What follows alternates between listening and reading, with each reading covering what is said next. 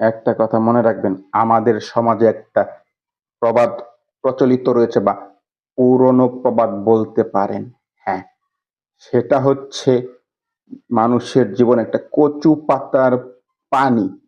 আসলে কি কচু পাতায় পানি জন্মে, বা কচু পাতা কি পানি জন্মাতে পারে? না। আমরা যে কচু পাতায় পানি দেখি সেটা মূলত আল্লাহ প্রদত্ত।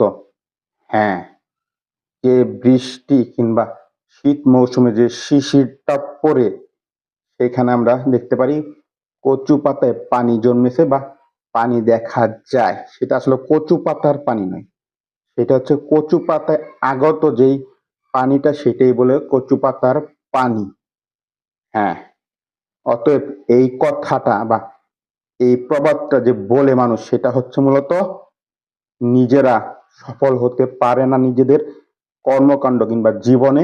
হ্যাঁ, হতাশাগ্রস্ত ব্যক্তিবর্গরাই মূলত এই কথাটি বা এই কথা বলে বা এই প্রবাদ বলে সান্ত্বনা পায় বা সান্ত্বনা খুঁজে বেড়ায়।